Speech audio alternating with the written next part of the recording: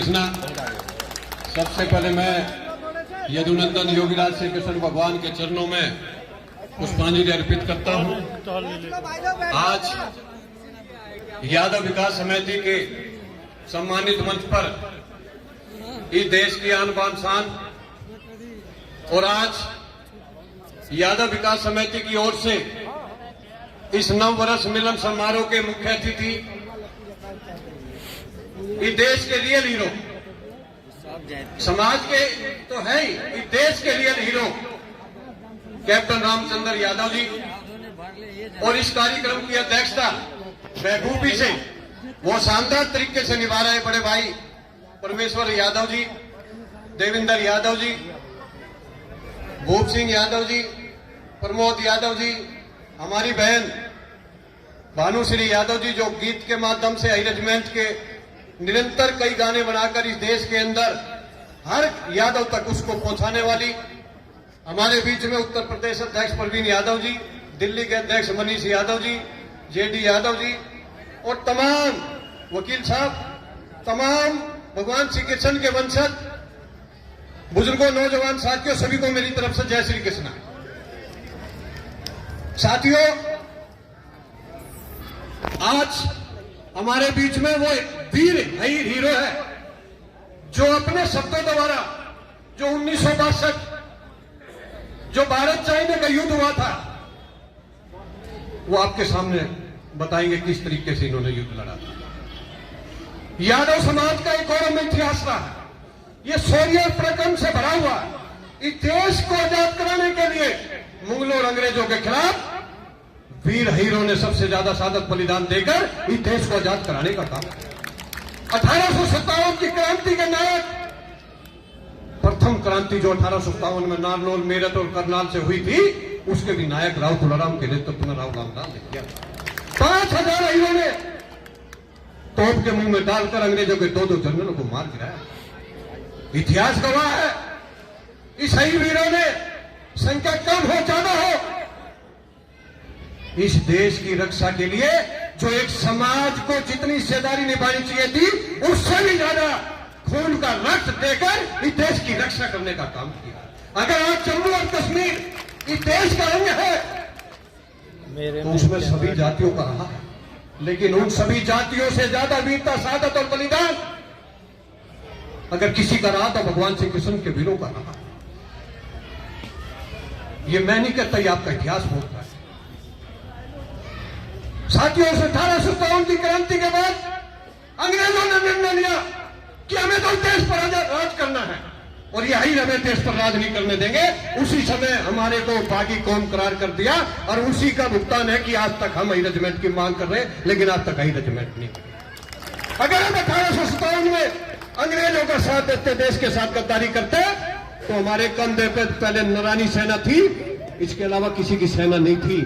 तो 1857 में ही हमारे कंधे पर हाई लिखा होता, लेकिन हीरों ने कभी गद्दारी नहीं की देश के साथ, कभी अंग्रेजों का साथ नहीं दिया, इसीलिए उसका भुगतान आज तक हमारे बच्चे कर रहे हैं। लेकिन आज चुनी हुई सरकार है, ये देश आजाद है, हमारी वोट की ताकत से सरकार बनी हुई है। तो आज निरंतर अगर समाज एकजुट होकर इस लड़ाई को लड़ेगा तो मैं आपको विश्वास दिलाता हूं, आने वाले 24 के लोकसभा चुनाव से पहले मैंने भी कसम खाई है कि भगवान श्री कृष्ण की कसम खा के कहता हूं, हाई लिखना छोड़ दूंगा अगर 24 के अंदर अगर हाई रेजिमेंट लिखवाया नहीं गया। लेकिन उसके लिए आपको हमारा साथ देना पड़ेगा। मैंने निरंतर इसको 2009 से लेकर अब तक द्वारका धाम गुजरात से इस यात्रा को शुरू किया था। मैंने हर नेता से मिला, हर संगठन से मिला, जगह जगह यादव के पास गया और आज उसका नतीजा है कि वो देश की सरकार की जबान पर आ चुका है, चाहे वो विपक्ष की, चाहे वो सत्ता की हो। आज लोकसभा, राज्यसभा में आपका मुद्दा गूंज रहा है। आज राजस्थान और हरियाणा की विधानसभा में प्रस्ताव पास करके सेंटर में भेजा जा रहा है। निरंतर अगर समाज के और यादव समाज के लोग इसको उठा रहे हैं, इसका मुद्दा मतलब आपका मुद्दा वोट से दूर जाता है और जो वोट से दूर जाता है उसको कामयाब होने से कोई रोक नहीं सकता। ये बहुत बड़ा रोजगार का मुद्दा है और ये बहुत बड़ा समाज को हिस्सेदारी देने का मुद्दा है। और सबसे बड़ा मुद्दा है जो कश्मीर से कन्याकुमारी तक से कटक से पश्चिम से उत्तर से गोत्रों में बटा हुआ ये समाज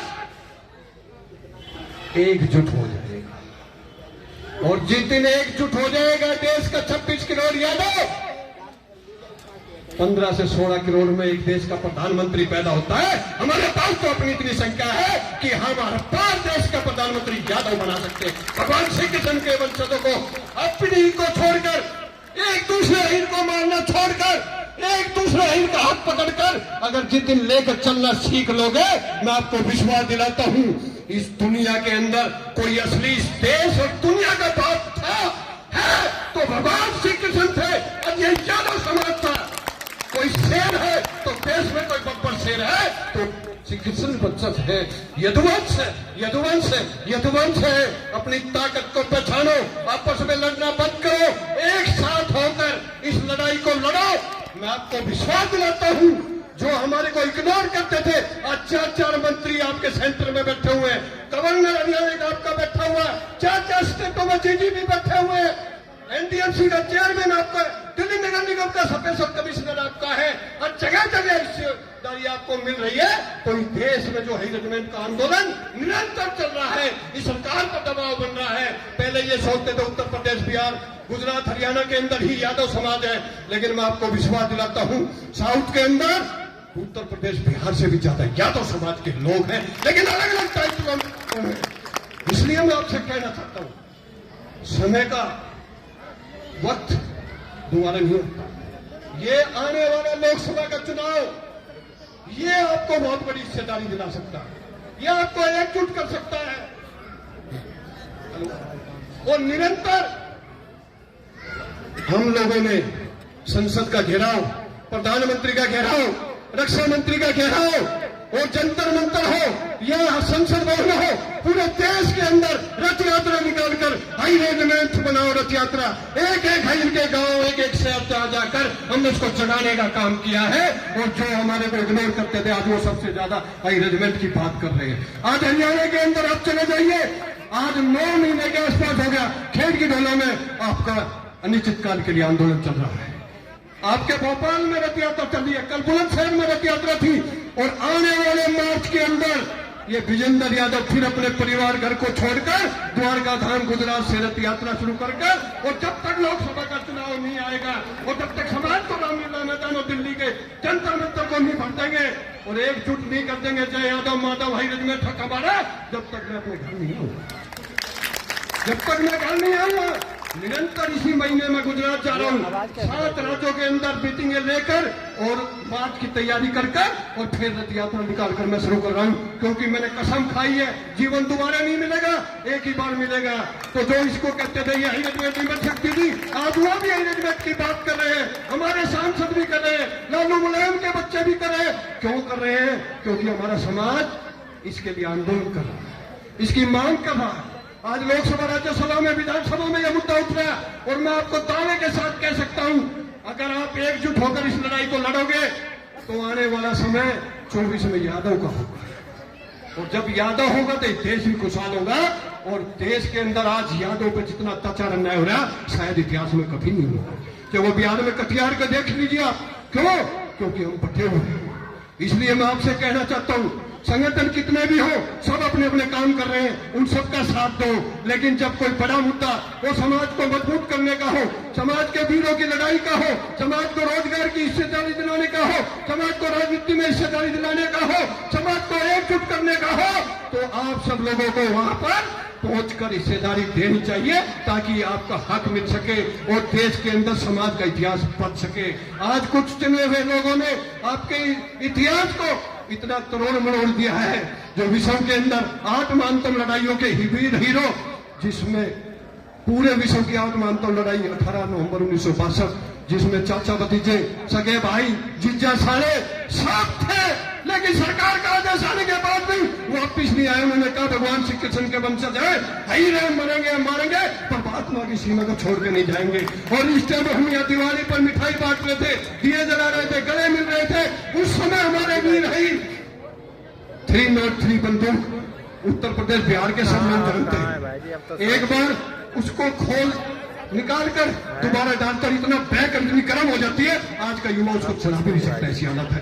उस समय इन्होंने 18,000 रुपये पारी पर उस बर्फ में सुविधा नहीं होने के बाद, घटिया हथियार होने के बाद भी, 120 की संख्या होने के बाद भी 5,000 सैनिकों के खिलाफ लड़ाई लड़ी। आखिरी गोली, आखिरी खून के कतरे तक, आखिरी जान तक इन्होंने वो लड़ाई लड़ी, जिसकी वजह से आज हम और देश खुली हवा में सांस ले। और उस समय इंग्लिश में एक शब्द है प्रयोग है, उसी समय किसी भी जाति का आज तक कोई धाम नहीं है। 33 करोड़ देवी देवताओं के धाम देखे होंगे, लेकिन इस जगह के अंदर अभी गूगल पर निकाल लीजिए, वीर ही धाम के नाम से अगर कहीं धाम है तो वो भगवान श्री कृष्ण के वंशज होगा। किसकी देन है? हमारे वीरों की देन है। आज 1948 के अंदर बड़गांव की लड़ाई में 55 हीरों ने शहादत दी, 800 पठानों को मार गिराया और जम्मू को बचाया। आज बड़गांव की पहाड़ी का नाम यादव हिल है, आपको नहीं पता तो जान लीजिए। नदियां आपके नाम से, देश आपके नाम से है, पहाड़ आपके नाम से क्यों है? क्योंकि देश का दुनिया का बाप कोई था तो मुरली वाला था, सुदर्शन चक्रधारी, मुरली भाग बजा ली, कॉपियां भाग खिला ली।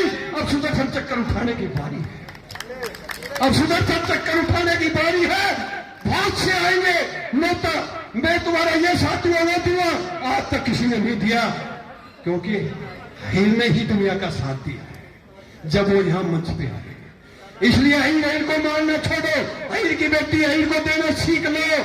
दहेज प्रथा, मृत्यु बोध, नशा मुक्ति को खत्म कर उससे अपने बच्चों को शिक्षित करने का काम करो, डॉक्टर इंजीनियर बनाने का काम करो, उनको अपने समाज के इतिहास को पढ़ाओ। हमारे हर प्रोग्राम में उनको लेके आओ बच्चों को, ताकि उनको पता चल सके कि आपका इतिहास कितना बड़ा है। इसलिए मैं आखिरी में, जहां समय की कमी है, इतना ही कहना चाहता हूं कि अहिर रेजिमेंट का मुद्दा कामयाब होने जा रहा है। इसलिए इसको वोट से जोड़ दिया। वोट नहीं पाएगा जो अहिर रेजिमेंट बनवाएगा। अहिर रेजिमेंट हक हमारा। और आज बदरपुर के अहिरों ने यहां से लड़कार दी है और देश के प्रधानमंत्री से आह्वान किया, परमेश्वर के नेतृत्व में, पूरी टीम के नेतृत्व में इस 9 वर्ष की बधाई के साथ साथ इस 24 के अंदर अहिर रेजिमेंट की बधाई भी हमें सब समाज को देनी होगी। आज ये सिख जाट गोरखा मराठा नागा के जो हमारे वीर शेर है, जो दौड़े हैं, वो हटना चाहिए। यह सबकी तोड़ो या हीरो को जोड़ो। अगर नहीं तोड़ोगे तो 24 में वोट की ताकत से भी बहिष्कार करेंगे, आंदोलन की ताकत से भी बहिष्कार करेंगे और एक ऐसा आंदोलन खड़ा करेंगे, जय यादव माधव अहिर रेजिमेंट हक हमारा। और कश्मीर से कन्याकुमारी तक से कटक दक्षिण से पद्म तो उत्तर से दक्षिण तक उस आखिरी यादव को जलने जाकर पूरे देश को जाम कर अपनी ताकत दिखाकर अपने वीरों के कंधे पर अहिर रेजिमेंट लिखवाकर दम लेंगे। ये वादा करो आप, जब भी आपको पता लगे अहिर रेजिमेंट का, समाज का कहीं आंदोलन होगा, अपना सहयोग जरूर दो। उसकी जरूरत है, उसकी जरूरत है, क्योंकि अहिर रेजिमेंट ही वो दूध का प्रोजेक्ट है। घी, दूध, दही, पनीर सब यहीं से आएगा। यहीं से प्रधानमंत्री, मंत्री, मुख्यमंत्री, यहीं से डॉक्टर इंजीनियर आईपीएस आएगा। क्योंकि हर आंदोलन से कोई केजरीवाल पैदा हुआ, कोई रामदेव के आंदोलन से मोदी पैदा हो गया, तो हम अपने आंदोलन से, आप अपनी वोट की ताकत से अपने लोगों को लेकर, दलित और पिछड़ों को भी लेकर, जिनको हमने सहारा दिया है, जिनको हमने आरक्षण दिलाया है, जिनको हमने अत्याचार न्याय के खिलाफ लड़ाई लड़कर लालू मुलायम हो तो कोई भी हो, उन्होंने अपने से कमजोर लोगों को उठाने का काम किया, तो वो किया यदुवंश ने किया। इसलिए उन सबको भी लेना। आज आरक्षण भी खतरे में है, आज यादव भी खतरे में है। इसलिए आओ हम सब मिलकर इन 9 वर्ष का संकल्प ले मिशन बनाए कि अहिर रेजिमेंट के आंदोलन को मजबूत करे और समाज को इच्छा छोड़कर सभी अहिरों को एकजुट कर सभी संगठनों को लेकर एक साथ इस लड़ाई को लड़ो। ये आने वाले 24 में एक दिन अहिर रेजिमेंट का गठन आप लोगों के सहयोग से होगा।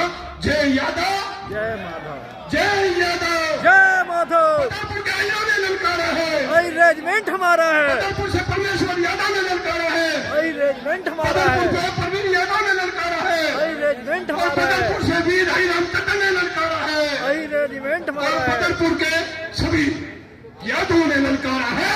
अहिर रेजिमेंट हमारा है। जय यादव, जय माधव। बहुत बहुत धन्यवाद, जोरदार ताली।